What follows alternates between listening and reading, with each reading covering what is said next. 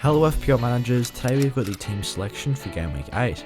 In today's video, we look over how we got on in Game Week 7, discuss some transfer plans, and then look ahead to how the team lines up for the upcoming game week. If you guys want to get the extra edge this FPL season, then click the top link in the description to get yourself 65% off Fantasy Football Fix Premium, and also get yourselves our free strategy guide. So just before we get into the video, don't forget to leave a like and subscribe to show your support for the channel, as we're trying to hit 7k subs by Game Week 10, and also click that notification bell so you guys don't miss any future uploads. And with that being said, let's get into the video.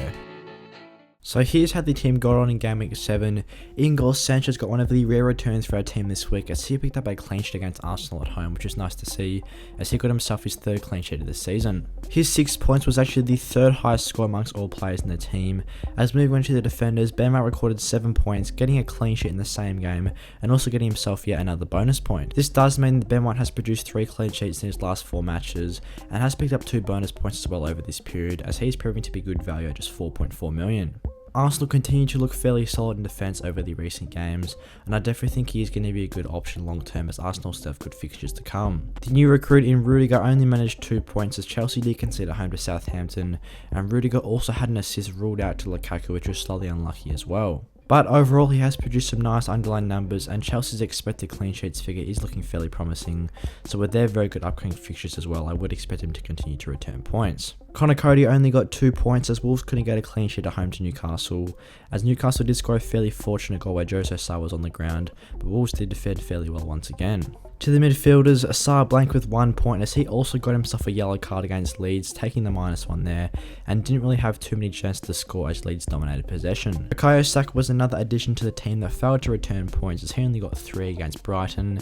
He didn't look the most threatening, but this was the first pick that he had blanked in his last 3 matches, so I'm not too fussed about that. Mo Salah clutched up with 13 points on vice captaincy, as he did save quite a few people's game weeks, getting himself 1 goal and 1 assist, as well as 3 maximum bonus points against Man City. And to finish the midfield, Rafinha blanked once again, the same game as Ismail Assar, as he could only manage 3 points there. On captaincy, we did have a blank, as we went with Antonio for a captaincy, which did slightly pay off, as Ronaldo only scored 1 point next to him, who was the other main captaincy shout. And to wrap up the forwards, Bamford did come off, and Sissoko came on for the extra 2 points there, as Bamford was out injured. So overall, we did score 44 points in Game Week 7, which was enough to see us take an overall rank rise of 30k. Now discussing some transfer plans before we have a look at the team for Game Week 8. As of yet, we have not made any transfers to the squad, but we definitely will be looking to do so over the 2-week break. Players that have the potential to depart the squads do include Patrick Bamford as well as Cristiano Ronaldo, as Ronaldo has blanked in the last 2 matches, and Jamie Vardy has been firing recently as that premium forward option, as well as Romelu Lukaku having some very good fixtures. Also, based on price changes, we may be making some other changes as well, as we do currently have 1 free transfer available. So with these transfer discussions in mind, let's have a look at how the team takes the pitch for Game Week 8.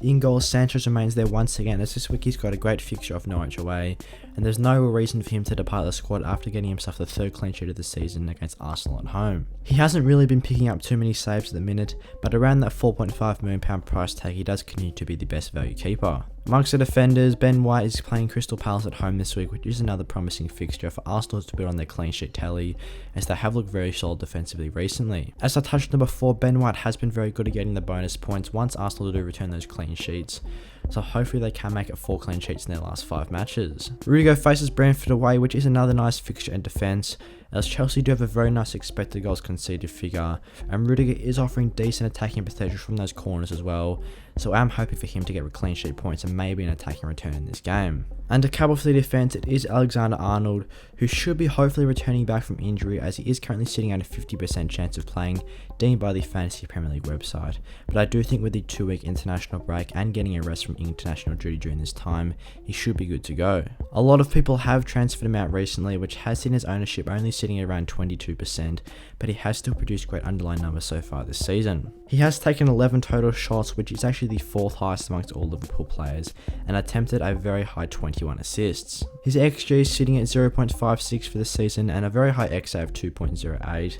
as his expected FPL points are sitting at around 35. This is obviously very impressive, but he is £7.5 million, and I can see the temptation of people to go down to Chelsea defenders or Manchester City defenders, but with Watford away in game week 8, it is definitely a very good fixture. Trent has recorded 2 assists and 3 clean sheets so far this season, and there is potential for their Liverpool to get another clean sheet against Watford, as Watford didn't look the most impressive in attacking sense in game week 7. Speaking of Watford attacking assets, Ismail Assar is starting in the midfield as this week he faces Liverpool at home, which is a fairly difficult fixture. Obviously, this game being at home does slightly benefit the Watford players, and they do have a new manager as well, which can hopefully increase their attacking output. In that sense, Sarr has been very impressive so far this season, getting himself 4 goals already, and he has already recorded a very high 40 FPL points. So at £6.3 million, I definitely think he does continue to be good value, even though he does face Liverpool at home in game week 8. After that, he does face Everton, Southampton and Arsenal, which is a decent batch of fixtures across the next 4. So I just hold on to him for Liverpool at home in game week 8 and then see where he goes from there. Bukayo Saka faces Crystal Palace at home this week, which is looking like a great fixture for him, as this was the first time he failed to produce returns in his last 3 matches. Prior to game week 7, he had recorded 19 FPL points in his last 2 games, getting himself 1 goal and 2 assists, as he has been in good form recently. So with Arsenal coming back into form, I definitely will be backing them in to have a good game against Crystal Palace at home, as this is no doubt one of the better fixtures in the moment. Saka has been producing some fairly decent underlying numbers so far, as he's recorded an XG of 1.18 and an XA of 1.17. He has taken the second most amount of shots out of any of his Arsenal teammates with 12, 4 of which have been on target, and also has attempted the second highest tally of assists for Arsenal with 10. So he is another one around that £6 million price tag that can be good value with Arsenal's good upcoming fixtures. Mo Salah takes the captaincy armband this week after getting 13 points in game week 7, as Liverpool have a very good fixture of Watford away. Salah has raced to 70 FPL points so far this season, which is 21 points higher than any other player, and that is why his ownership is sitting at 60%.